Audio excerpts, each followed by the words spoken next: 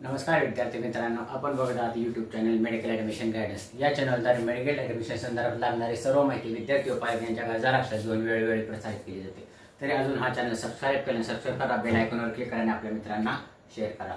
तर आपला तुम्हाला सर्वांनाच माहिती आहे की नीट 2025 बद्दल जे काय दोन ठिकाणी कोर्ट मॅटर चालू आहेत, एक चेन्नईमध्ये आणि एक एमपी मध्ये।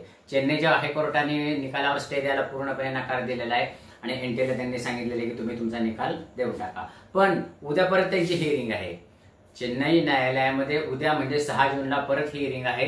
त्याच्यामध्ये काय होईल ते हे या चॅनलतर्फे तुम्हाला सांगण्यात येईल। पण आजचा महत्त्वाचा विषय आहे मध्य प्रदेश मान्य कोर्टामध्ये जे काही झालेलं आहे त्याचा आपण डिटेल रिपोर्ट घेऊ। तर मध्य प्रदेश हायकोर्टामधले आज हे होतं, तर न्यायालयासमोर दोन्ही बाजू आल्या, विद्यार्थ्यांची बाजू आली आणि सरकारची पण बाजू आली। प्रथम विद्यार्थ्यांच्या बाजूकडून असं मांडलं गेलं की नीट ऐका तुम्ही, विद्यार्थ्यांच्या बाजूकडून असं मांडलं गेलं की ही जी नीट 2025 परीक्षा आहे ही इंडिया लेव्हलवर असून ही मुलांसाठी खूप महत्त्वाची परीक्षा आहे आणि ह्या परीक्षेवरच मुलांचे पूर्ण मेडिकल स्ट्रीम मधले जे काही ऍडमिशन होतात, MBBS, BMS, BDS, BHMS ह्याचे ऍडमिशन ह्या परीक्षेवरच होतात। आणि ह्या परीक्षेमध्ये जरी समजा विद्यार्थ्यांसाठी काही त्रुटी निर्माण झाल्या तर विद्यार्थ्याचं पूर्णपणे आयुष्य बदलू शकतं।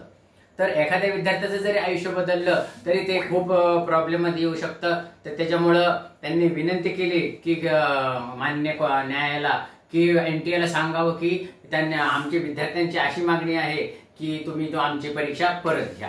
तर यावर मान्य न्यायालयाने सरकारतर्फे जे काही होते, माननीय तुषार मेहता आपले जे काही सॉलिसिटर जनरल, त्यांना विचारलं की विद्यार्थ्यांची अशी मागणी आहे की तुम्ही परीक्षा परत घ्या, तर तुम्ही परीक्षा परत का घेऊ शकत नाही?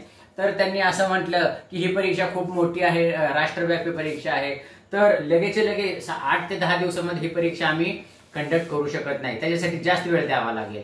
तर मग न्यायालयाने दोन्हीच्या बाजू ऐकून घेतल्या, सरकारची बाजू ऐकून घेतली, विद्यार्थ्यांची बाजू ऐकून घेतली।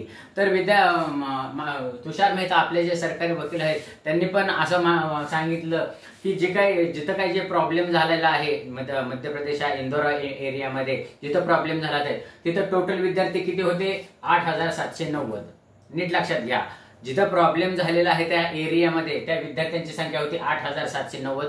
त्यातल्या 75 जणांनी अर्ज दाखल केले कोर्टामध्ये, रिट अर्ज दाखल केलेले आहेत की त्यांना आम्हाला प्रॉब्लेम झालेला आहे आणि आमच्या परीक्षा परत घ्या किंवा ग्रेस मार्क द्या, हे काही ते। तर 8790 आणि फक्त 75 मुलांनी ऑब्जेक्शन घेतलेले आहे। आणि माननीय तुषारजी मेहता असं पण म्हटले की पूर्ण भारतामध्ये हे 20 ते 25 लाख मुलं असतात आणि त्यांच्या रिझल्टसाठी फक्त 75 जणांनी जे काही ऑब्जेक्शन घेतलेले आहे ते ऑब्जेक्शन आम्हाला योग्य वाटत नाही, तर तुम्ही रिझल्टवर हे करू नका, स्टे देऊ नका आणि आम्हाला रिझल्ट लावायला परवानगी द्या। आणि ह्या 75 जणांनी जे काही ऑब्जेक्शन घेतलेलं आहे त्यांची पण व्हिडिओग्राफी आम्ही चेक केलेली आहे, मान्य न्यायालयाला पण ती सपोर्ट केलेली आहे की जो काही प्रॉब्लेम झाला होता तो मान्य आहे आम्हाला। ज्या सेंटरवर लाईटमुळे जो काही प्रॉब्लेम झाला होता, थोडंसं वादळ येऊन जे काही प्रॉब्लेम झाला होता तो आम्हाला मान्य आहे आणि तो आम्ही सॉल्व्ह केलेला आहे। कोर्टापुढे त्यांनी असं मांडले की जो काही प्रॉब्लेम झालेला आहे तो सॉल्व्ह केलेला आहे आणि त्या सॉल्व्ह केल्यानंतर पण मुलांनी परीक्षा दिलेली आहे। तर मान्य न्यायालयाने दोन्ही बाजू ऐकून घेतल्या, विद्यार्थ्यांची बाजू ऐकून घेतली आणि सरकारची पण बाजू ऐकून घेतली। न्यायालयाने पण थोडा विचार केला की ही एक राष्ट्रव्यापी परीक्षा आहे, साधारणपणे 20 ते 22 विद्यार्थी बसलेले आहेत आणि फक्त 75 जणांसाठीच हे द्यायचे का नाही, हा निकाल होल्ड करायचा का नाही ह्यावरती विचार। पण आज कुठलेही त्यांनी हे दिलेलं नाही, हे निकाल काहीही दिलेला नाही की आम्हाला हे पण म्हणजे सरकारच्या बाजूने पण बोलले नाही आणि स्टुडंटच्या बाजूने पण बोलले नाही, पण ते अजून विचार करत आहेत। आणि त्यांनी पुढचं डेट काय दिलेली आहे? 16 जून पर्यंत। पण आता ह्यातून असं लक्षात येतंय की ही एवढी मोठी परीक्षा आहे हे न्यायालयाच्या पण लक्षात आलेलं आहे आणि साधारणपणे 14 जून ही दरवर्षीची डेट असते। तर ह्याच्या पुढे काय होईल की सरकारतर्फे अजून विनंती केली जाईल न्यायालय की जी काही 16 जून पर्यंत तुम्ही तारीख दिलेली आहे ती थोडंसं अलीकडे घ्या। म्हणजे मी तुमच्या मागच्या व्हिडिओमध्ये मी तुम्हाला सांगितलं होतं की 5 जूनची तारीख साधारणपणे 10 जून किंवा 12 जूनला परत पडू शकते। मागचा व्हिडिओ बघा तुम्ही। तर सरकारतर्फे म्हणजे एनटीए तर्फे न्यायालयाला विनंती केली जाईल की ही परीक्षा ही जी काही डेट 16 जून दिलेली आहे ती 14 जूनच्या अलीकडे घ्यावी आणि हे प्रकरण लवकरात लवकर निकाली काढावं। ह्याच्यावर पण न्यायालय विचार करू शकतं तर साधारणपणे आज मध्य प्रदेश माननीय न्यायालयामध्ये हे असं झालेलं आहे। तर ह्याच्यामध्ये चेंज होऊ शकतो। सध्याची तरी परिस्थिती काय आहे की हे 75 जणांमुळे सुद्धा निकाल जाहीर होऊ शकत नाही। कारण काय, तुम्हाला तर सगळ्यांनाच माहिती की ही जी काय हे ऍडमिशन्स होतात ते मार्कावर होत नाही तर ऑल इंडिया रँकवर होतात।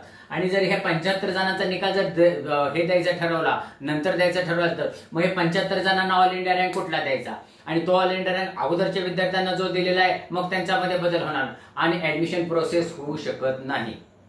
एका जरी विद्यार्थ्यांनी ऑब्जेक्शन घेतलं तरी ऍडमिशन प्रोसेस होऊ शकत नाही, कारण ऑल इंडिया रँक सगळे चेंज होतात। त्याच्यामुळं कुठलाही निकाल जाहीर होणार नाही असं आम्हाला वाटतंय। ह्यातून काहीतरी निर्णय होईल, लवकर केस निकालात काढेल असं म्हणून असं विनंती केली जाईल। तर हे असे गुंतागुंतीचे प्रश्न आहेत।